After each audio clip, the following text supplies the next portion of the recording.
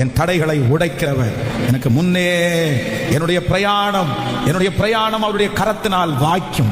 என்னுடைய பிரயாணம் அவரினால் வாய்க்கும். என் தரிசனம் அவரினால் வாய்க்கும். என் வேலை அவரினால் வாய்க்கும். என் தொழில் அவரினால் வாய்க்கும். என் குடும்பம் அவரினால் வாய்க்கும். இடையிலே வருகிற தடைகள் இப்பொழுது உடைகிறது. சொல்லுங்க எல்லாரும் அறிக்கை செய்து அதை டிக்ளேர் பண்ணி ஜெபம் பண்ணுங்க. இது வசனத்தின்படி அப்படியே நடக்க போகிறது. அந்த லாபான் தடுத்து நிறுத்த முடியாது.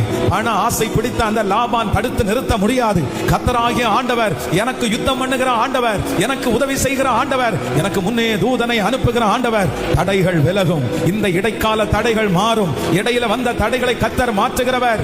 ஆமென். இந்த தடை என்னை ஒன்றும் செய்யாது. இந்த காரியத்தை துவங்க பண்ணினவர் அவர். இந்த காரியத்தை இவ்வளவு தூரம் கொண்டு வந்தவர் அவர். இவ்வளவு செய்த ஆண்டவர் இடையிலே தடைபடுவதற்கு கர்த்தர் விடவே மாட்டார். ஹல்லேலூயா. ஆண்டவர் தானே உங்களை இவ்வளவு தூரம் கொண்டு வந்தாரு. ஆண்டவர் தானே இந்த காரியத்தை துவங்க பண்ணாரு. ஆண்டவர் தானே இவ்வளவு டிராவல் பண்ணி இத்தனை சூழ்நிலையின் மத்தியில நின்னீங்க. அப்புறம் எப்படி கர்த்தர் இடையில இந்த தடையை பார்த்து கர்த்தர் நிறுத்துவாரு? தடைகளை பார்த்து சோர்ந்தே போகாதீங்க.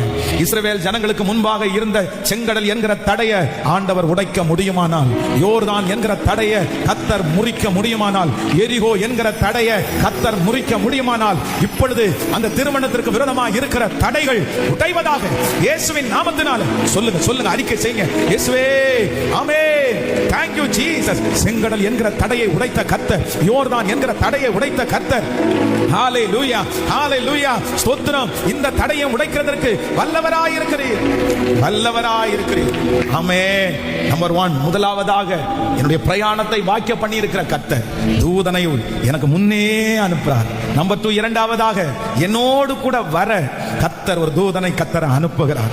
நம்பர் 3, மூன்றாவதாக எனக்கு முன்பாக இருக்கிற தடைகளை உடைக்கிறவர் என் பிரயாணத்திலே என்னோடு கூட இருக்கிறார். ஆமென்.